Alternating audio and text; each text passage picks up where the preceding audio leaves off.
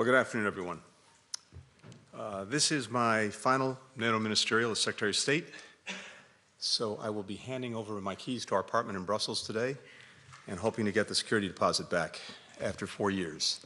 In all seriousness, I am grateful to all of my colleagues here at NATO, the permanent representatives, the foreign ministers, the Secretary General, the entire team, for an extraordinary 4 years, extraordinary work that we've been able to do together to strengthen the security, the well-being of all of the citizens we have the privilege to represent.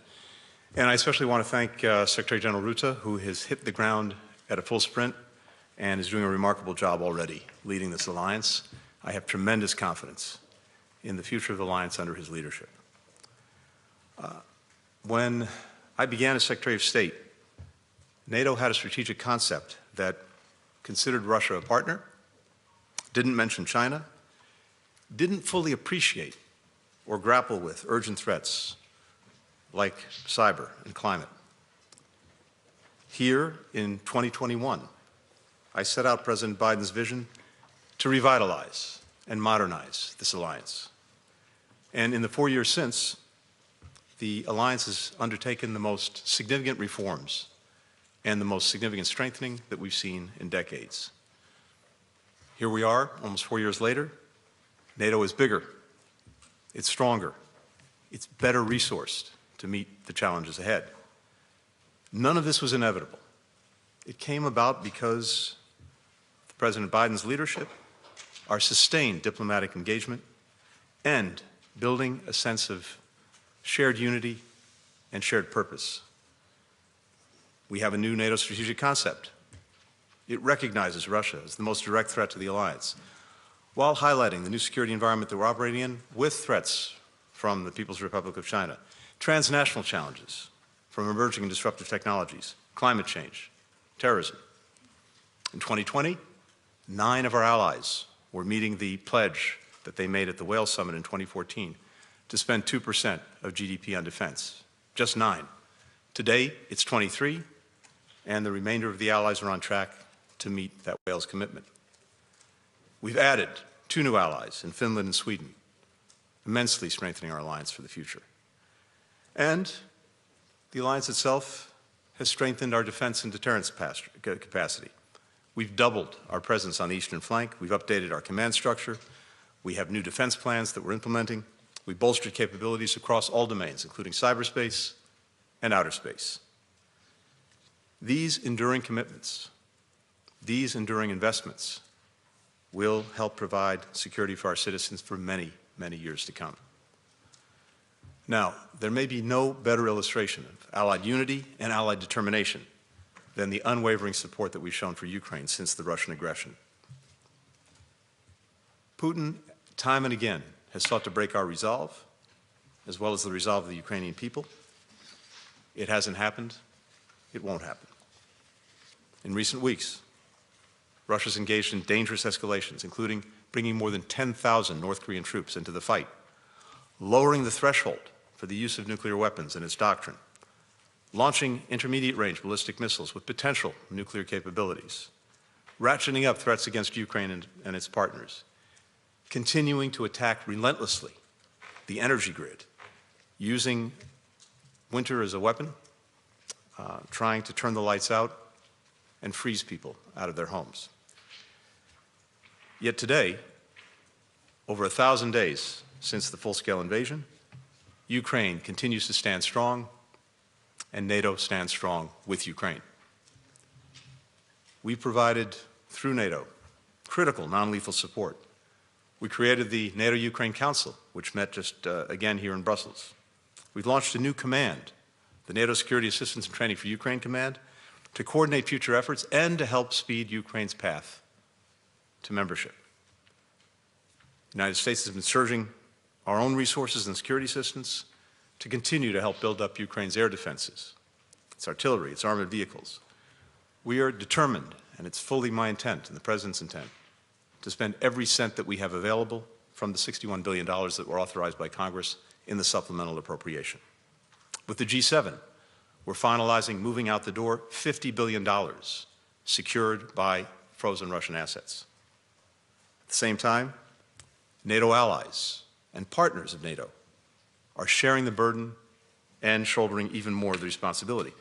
Germany, for example, just made a pledge of $680 million in new military aid.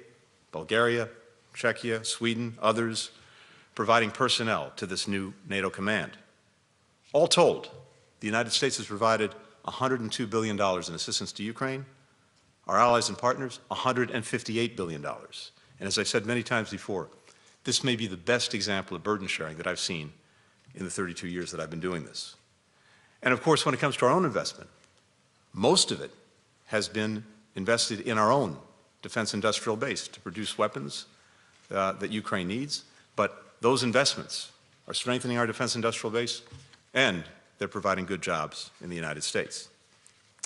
We welcomed the Ukrainian foreign minister here to NATO, along with the EU's new High Representative, Kaja Kallas. And in doing that, we reaffirmed the commitment to Ukraine's defense and to its irreversible path to NATO and EU membership. We continue coordinating to ensure that Ukraine has the money, the munitions, and the mobilized forces to fight as necessary through next year, or to be able to negotiate, but from a position of strength.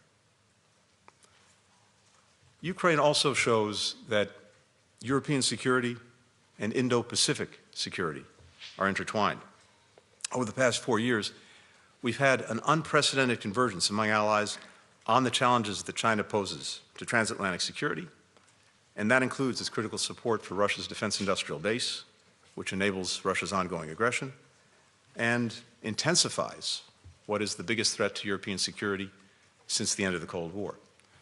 But this growing convergence here in Europe on the challenges posed both by Russia and in different ways by China, and then growing collaboration between allies and partners in the transatlantic area and the Indo-Pacific, that is a hallmark of the last 4 years. As these threats evolve, as they transcend regions, we've significantly increased engagement beyond NATO, from the Indo-Pacific to the Arctic to NATO's southern flank, reinforcing a 360-degree approach. King Abdullah was just here with us yesterday, and we were very glad to have him at the ministerial. We look forward to opening the NATO liaison office in Amman next year. It'll be the first in the region to further strengthen the relationship between NATO and the Middle East. But what I want to emphasize is this. All of these efforts are not taking NATO out of area. Out of area has been coming to NATO. And that's why it's so imperative that we work together to strengthen our capabilities, to strengthen our capacity, to strengthen our focus on these different challenges, because they're having an effect within the transatlantic community. This evolution is critical so that NATO can continue to adapt to the world as it is already and as we see it evolving. We're at a critical moment for Ukraine and for the defense of the transatlantic values on which this alliance was founded. Over the last 4 years, as I said, historic strides towards strengthening the alliance, which has made America and the world safer. I think this is a time for every ally to lean in, not lean back. Every dollar that the United States puts into our shared security, whether it's deepening cyber defenses, whether it's strengthening our defense industrial base, it's an investment that redounds to the benefit of people across the alliance now and for years to come. A stronger NATO means more capabilities to deter aggression, more effective allies to meet more complex challenges, and the peace and stability that allows our people to pursue fuller lives. And maybe that's the final and most important point, and I want to emphasize this. In the United States, throughout Europe, around the world, people want peace. They don't want war. They want to avoid conflict. And what's so important to understand about this alliance is where it came from and what its purpose is.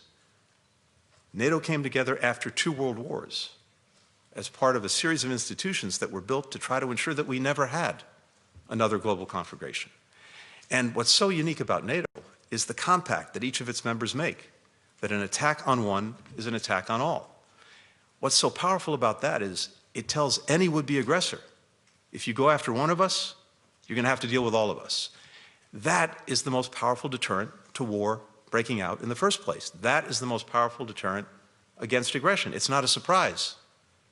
that Russia has not attacked directly a NATO member. So when we all talk about this powerful desire to avoid conflicts, to prevent wars, to have peace, the best way to do that is through our ongoing investment in the world's most successful defensive alliance, and that is NATO. Thank you.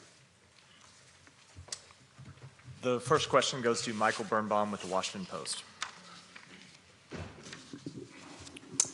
Thanks very much. Michael Birnbaum, Washington Post. Secretary Blinken, President Zelensky in the last few days has signaled some openness to abandoning Ukraine's effort to regain all of its territory by force in exchange for NATO membership.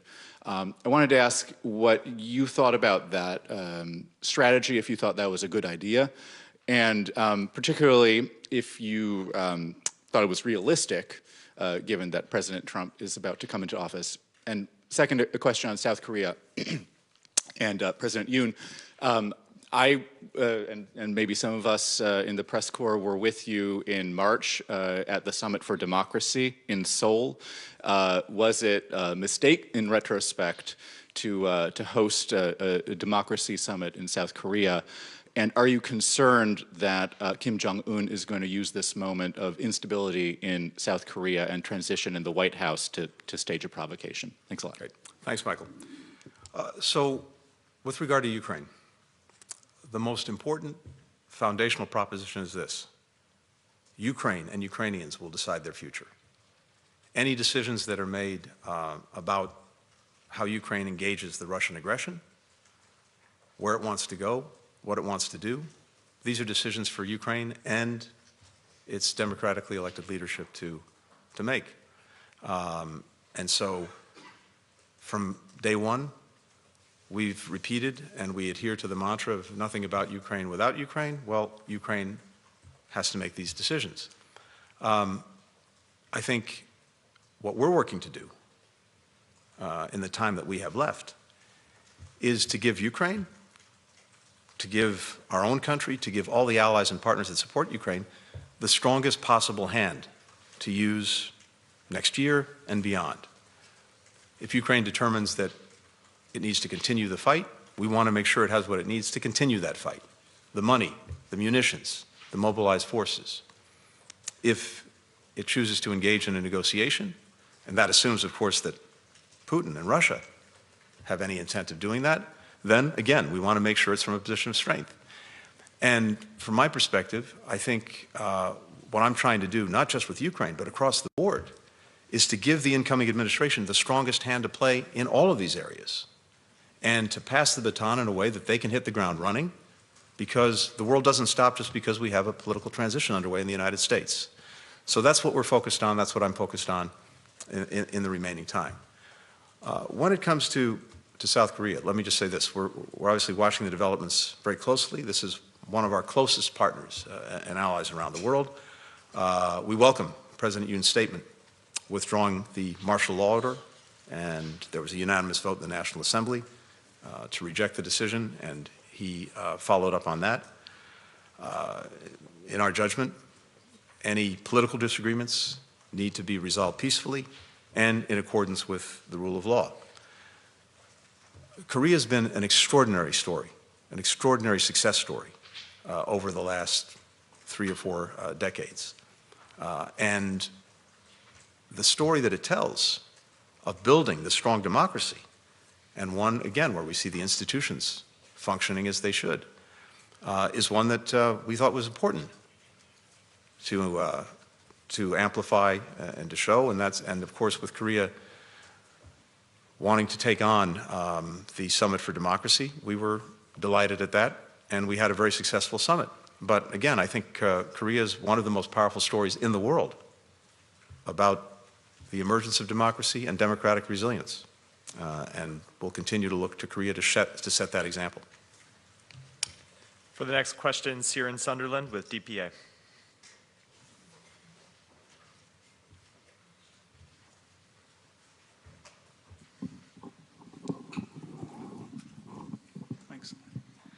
Good afternoon, Secretary of State. Ciaran Sunderland for the German press agency. My question is about Syria. Does the United States believe that Russian President Vladimir Putin's invasion of Ukraine has distracted him or weakened his support for Syrian President Assad in view of the renewed fighting? Thank you. Look, I think what we've just seen in Syria with the offensive by HTS reflects the fact that Assad's key backers, key allies, whether it's Russia, whether it's Hezbollah, whether it's Iran, have all, in different ways, been distracted, notably by problems of their own making. And it looks like HTS took advantage of that fact. Right now, I think what's so critical is that we see de-escalation. We ensure that civilians are protected throughout Syria, and maybe most critically, that there's actually a political process that moves forward on the basis of the UN Security Council resolution to try to resolve and end the civil war in Syria. If anything, the fact that Assad has refused to engage in any meaningful way on a political process is also what opened the door to this attack and to the gains that HTS has made on the ground. We have enduring interests, enduring security interests in Syria, particularly the interest in making sure that ISIS doesn't resurrect and doesn't come back. There was a tremendous success by the Obama administration and then completed by the first Trump administration to end the so-called geographic caliphate that had been established, all of the ground and the almost physical state that had been established. It's profoundly interesting to make sure that doesn't happen again. And so our own engagement and presence remains important. Partners who are working to make sure that, again, we don't see a resurrection of an extremist caliphate, a jihadist caliphate. That remains vital. We also have in Syria many foreign terrorist fighters, as well as their families who are in camps. We've been working very hard to see them repatriated to their countries of origin, but there are many thousands who remain, and we certainly don't want to see the foreign terrorist fighters reemerge. So we have an enduring interest here. We're looking at what we can do to continue to shore up that interest, but in the first instance, de-escalation, protect civilians, and then if Assad has any sense for his own, for the future of the country, actually engaging in a political process to end the civil war. Leon Bruneau with AFP. Secretary, thank you for doing this. I'm going to break tradition. I will only ask one question. I'm sure it's going to be a good one. I hope so. I hope so. To stay in the region, Lebanon. Now, I'm simple-minded, but for me, a ceasefire is what it means, no fire. It's a ceasefire. Well, there have been several incidents since the ceasefire was concluded November 27th from both sides. Do you consider that Israel is or has violated the ceasefire that was concluded last week? And is the mechanism that you had set up actually already set up? And then I wanted to ask you on your reaction, your thoughts on a comment by the Israeli defense minister, who said, threatened that Israel would be ready to go deeper into Lebanon and would also not make the distinction anymore between Hezbollah and the Lebanese state. Thank you very much. So first, the ceasefire itself was the product of intense and sustained diplomacy to get it. But any ceasefire, if it's going to be upheld, needs to have something in place to verify it, to deal with any concerns or allegations of violations of the ceasefire. That's what's so important about what we were able to set up, working with France. We have an oversight mechanism.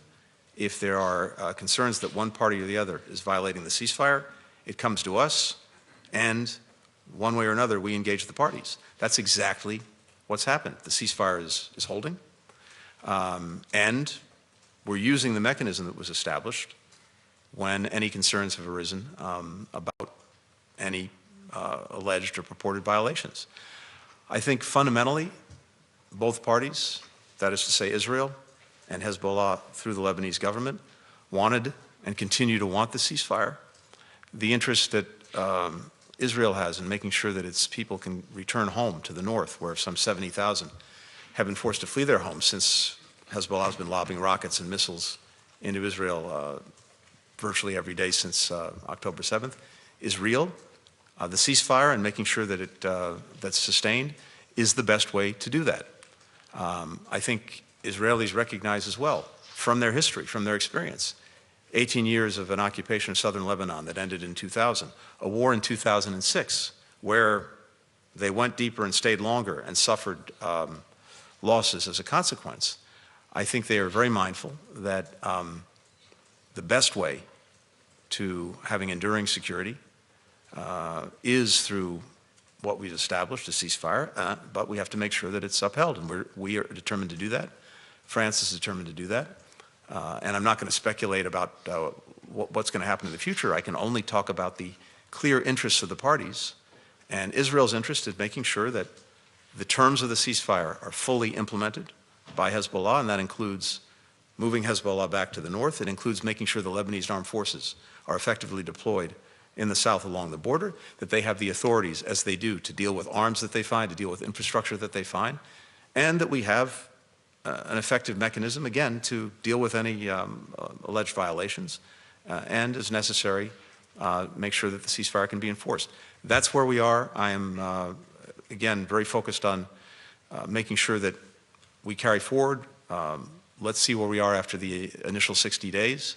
But mostly what we want to see is people being able to return to their homes, and that's both in northern Israel and in southern Lebanon. So you don't consider that there's been any violations so far? Again, that's the entire purpose of the mechanism we've set up and that's being used, which is to say we get reports of violations, we look at them, we engage the parties, and that's exactly what we've done. There are reports that some in the press that you have told Israelis that they are in violation of the ceasefire. Yeah, well, Is that correct? I'm not going to respond to or get into any private diplomatic conversations that we've had. All I can tell you is the mechanism that we established with France to make sure that the ceasefire is effectively monitored and implemented is working, and we want to make sure it continues to work. And for the final question, Sergei Goryashko with BBC Russian Service. Thank you. Secretary Blinken, thank you for taking this question. So I'd like to follow up with my colleague from Washington Post. Could you please tell which diplomatic measures to strengthen Ukrainian positions before the hypothetical talks with Russia, Moscow, did you discuss yesterday with Foreign Minister Andriy Sybiha, with other ministers, if you discussed any? A big part of our focus here at NATO, the conversations we had with the North Atlantic Council, with the NATO Ukraine Council, in many conversations that we've had individually, has been focused on everything we need to do to further strengthen Ukraine as it heads into the new year. And as I mentioned, we're focused in very practical, concrete ways, really on three things: making sure that it has the money, the resources it needs to sustain its economy and to sustain its defense. We've now managed, on the basis of the frozen sovereign assets, the Russian assets that are frozen, to get $50 billion to Ukraine that will be going out the door in the coming weeks, both from the United States and Europe, and that will carry Ukraine for some time into next year. Second, munitions and everything that goes with that, whether it's air defenses, whether it's missiles, whether it's armored vehicles. We're working in a very determined way, again, to make sure for many months ahead that Ukraine will have what it needs. The United States is pushing out the door everything that we can. But beyond that, we have this process long established, Secretary Austin established it at Ramstein, to make sure that we're fully coordinated with allies and partners. And that's exactly what we're doing. And we spent time, again, talking about what the needs are and how each of us can play a part in filling them. And then finally, mobilization. This is critical because even with the money, even with the the munitions. There have to be people on the front lines to deal with the Russian aggression. Ukraine has hard decisions to make about further mobilization, but these are necessary decisions. We have a commitment, though, for every person, every soldier that Ukraine mobilizes. We're committed to making sure that they have the training and the equipment they need to effectively defend the country. And again, that's what we focused on. Going forward, as I said, Ukraine is on an irreversible path to NATO membership, but we're focused on this in a practical way. We set up a dedicated NATO command whose purpose is to help speed Ukraine down that path to membership. And one of the things we focused on here was making sure that that command was fully resourced. And now countries have stepped up to make sure that they have the people in place to make the command operational. That, as a practical matter, along with the reforms that Ukraine continues to engage, is what's going to move it to membership in the alliance. So Ukraine is on a clear trajectory that we've worked to establish and that we want to make sure continues through the end of this year and well into next year. And that way, the Ukrainians will be in a strong position to make the decisions that they need to make about their future. If Russia insists on continuing the aggression, Ukraine will be able to deal with it. If Russia is actually prepared to negotiate in good faith, Ukraine will be able to do it from a stronger position. And I conclude by saying this. Look, fundamentally, the extraordinary achievement for Ukraine and for Ukrainians is that this is a country that is still standing strong. Remember what Putin was trying to achieve. He was trying to erase Ukraine from the map. That was the objective, and he has failed.